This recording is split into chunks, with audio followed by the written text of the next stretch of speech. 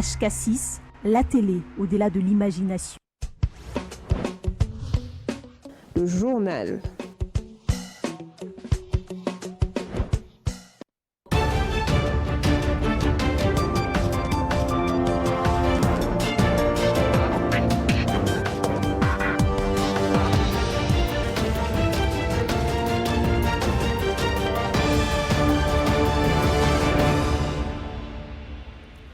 Madame, Monsieur, bonsoir, merci de nous regarder sur votre télévision. Bienvenue dans votre grande édition du journal sur HK6. Merci de nous consommer de partout.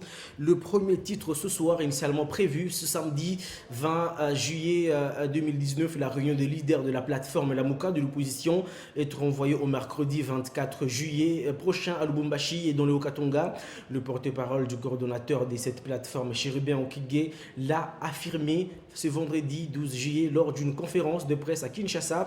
Elle a indiqué que le report est dû à l'harmonisation des agendas de certains ténors dont les obligations familiales nécessitent un réaménagement des calendriers. La réunion est bien sûr effectivement confirmée pour le mercredi 24 juillet 2019. Tous ont été contactés et tous ont confirmé leur participation à cette réunion de la plateforme de l'opposition Lamuka. Autre brève, madame, monsieur, dans ce journal, pour bien sûr les postulants du bureau de la Chambre haute du Parlement, le Sénat, le Front commun pour le Congo qui avait constitué son ticket, le PPRD qui pratiquement prend le poste le plus important. D'abord, la poste de la présidence qui est occupée par Alexis Ntambwe Mwamba, ancien ministre des Sécurités, ancien ministre des Justices. Également, la première vice-présidence qui est occupée par Évariste Bouchab qui postule en tant que premier vice-président. Le partage vient après ces postes importants. D'abord, c'est John Tabissima du regroupement AAB et Maurice Kaumba du PPRD respectivement qui postulent comme troisième vice-président et rapporteur du bureau de la Chambre haute du Parlement, c'est-à-dire les Sénats. On en reviendra avec force détail dans nos prochaines éditions. Un autre élément dans ce journal, le vice-premier ministre, ministre de l'Intérieur, Basile Olongo, séjourne dans le Lualaba depuis ce samedi 13 juillet 2019. Son arrivée fait suite aux troubles des créateurs artisanaux vécus à Kolwezi. Cette semaine, Basile Olongo est envoyé par le président de la République, Félix Antoine Tshisekedi Tshilombo, pour s'enquérir de la situation. Il en a parlé au micro de Martin Sepe-Kenani et Bahati Baroukou. En principe, la mission de Lualaba, on devrait également faire ici. Étant donné que le gouverneur est en déplacement, je pense qu'on reviendra. Le président de la République avait laissé des instructions pour l'encadrement des exploitants artisanaux, des créateurs. Vous savez, il est interdit de pouvoir envahir les concessions minières d'autrui. Et c'était devenu monnaie courante ici. TFM, KCC et les autres, ces concessions étaient envahies par les créateurs. Et on avait donné l'ordre à pouvoir évacuer ces suicidaires dans une concession d'autrui. Ils s'amenaient avec des armes, tout ça, c'est ce qui a justifié la présence des militaires pour pouvoir les dégager. Maintenant que c'est fait, ce sont des compatriotes, ils doivent être recasés ailleurs. Il faut trouver des zones d'exploitation artisanale et puis continuer à pérenniser l'opération et que ces sociétés minières-là puissent exploiter à bon escient les cahiers de charges qu'ils ont signés avec le gouvernement congolais. Si ces compatriotes vont là-bas voler, c'est parce qu'il manque à faire, il y a du chômage. Tout ça, il faut réglementer. C'est l'objet de notre déplacement. On va travailler pendant 2 ou 3 jours pour mettre un peu de l'ordre, pour voir ce qui a été fait, si c'est bien fait, et puis maintenir l'élan pour que les choses avancent très bien dans notre pays. Alors, aussi au niveau de l'ICASI, il y avait cette contagion-là. Il y avait des comptoirs érigés à l'ICASI, où les gens les volaient chez TFM pour vendre dans des comptoirs clandestins l'ICASI. Donc l'opération est liée aussi dans les Haut-Katanga, mais beaucoup plus dans le Lualaba. On reviendra pour mettre aussi de l'ordre ici.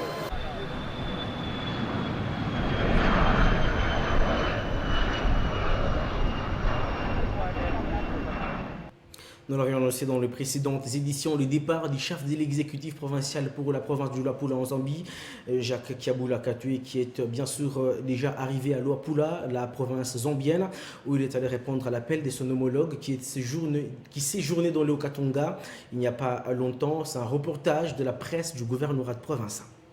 C'est aux environs de 15h30 de ce vendredi 12 juillet 2019 que le gouverneur de la province du Haut-Katanga, Jakabula Katwe, accompagné de quelques membres du gouvernement provincial, est arrivé dans la province de Luapula en Zambie. Déjà à son arrivée au poste frontalier de Tchembe, le chef de l'exécutif provincial et sa suite a été salué par son homologue de Luapula province, Nixon Chilangwa. Ces derniers étaient à la tête d'un comité d'accueil de membres du district de Tchembe. Puis les cortèges du gouverneur Jakabula Katwe a été escortés jusqu'à l'usine de fabrication du sucre Mansasuga. Ici, le gouverneur de province du Haut-Katanga, accompagné de son homologue de Luapula province, a été accueilli par les responsables de l'entreprise Mansasuga.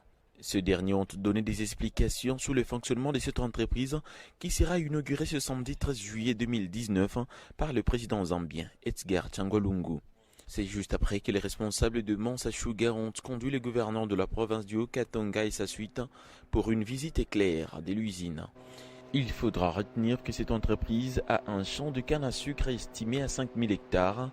Cette visite du gouverneur de province du Haut-Katanga entre dans le cadre des échanges commerciaux des deux provinces, à savoir pour la province de la Zambie et le Haut-Katanga de la RDC. À Mwenda, la population de cette partie du territoire de Sakania s'est spontanément mobilisée pour saluer le gouverneur de province du Haut-Katanga. Dans un autre chapitre, le manque de la culture d'achat d'œuvres d'art pour l'ornement de maisons serait à la base des difficultés auxquelles sont confrontés les artistes dans le coulement de leurs œuvres. C'est un constat de Christian Mouchampampandé et Yves Kacheta-Tamboué. Les œuvres d'art exposées à des endroits spécifiques au centre-ville de Lubumbashi attirent l'attention des passants de par la composition des objets, soit en bois, malachite, cuivre ou encore en ivoire. Les difficultés sont énormes pendant ces temps dans l'exercice de l'artisanat. Présentement, c'est un peu compliqué, un peu difficile vu la conjoncture que nous avons. Dans le sens où, bon, ça c'est pas un secret parce que la conjoncture est un peu difficile. Le client potentiel reste les étrangers qui sollicitent en grand nombre les œuvres d'art, contrairement aux Congolais qui souvent par manque de cette culture s'en méfient.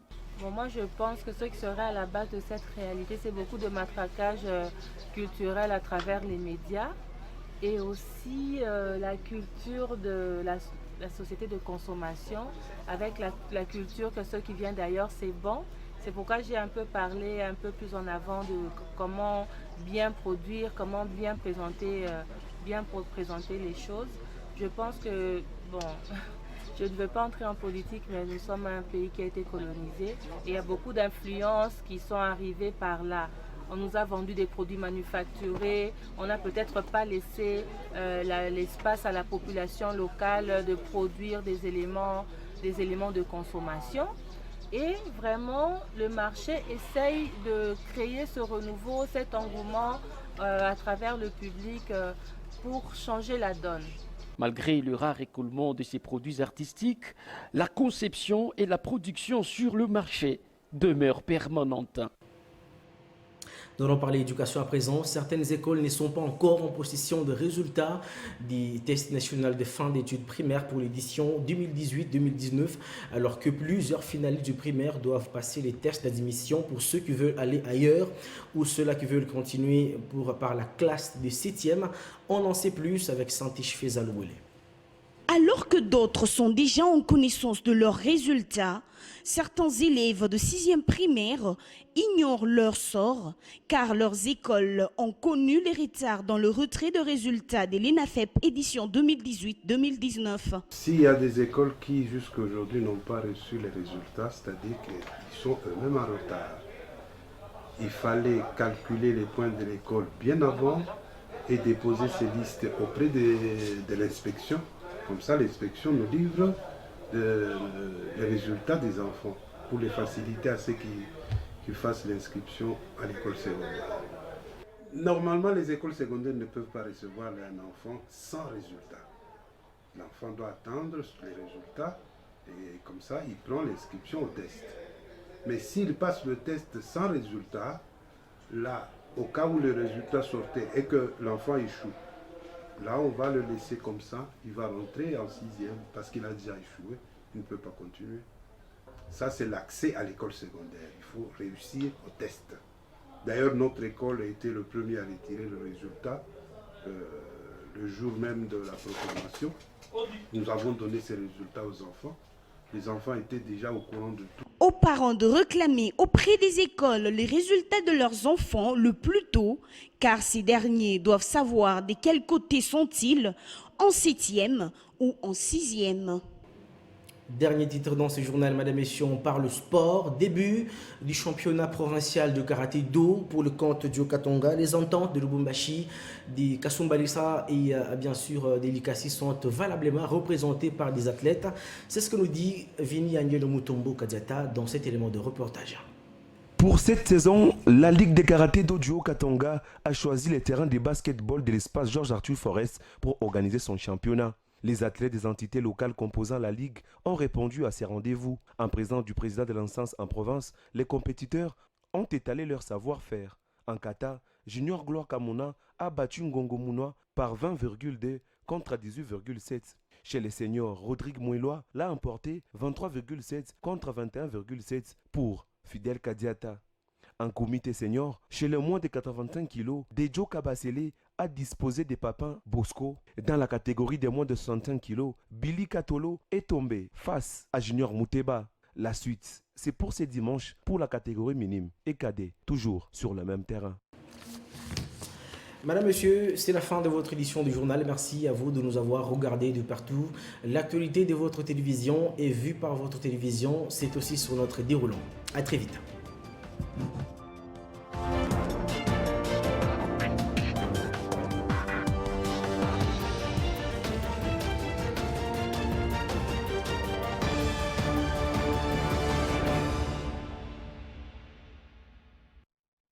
Du lundi au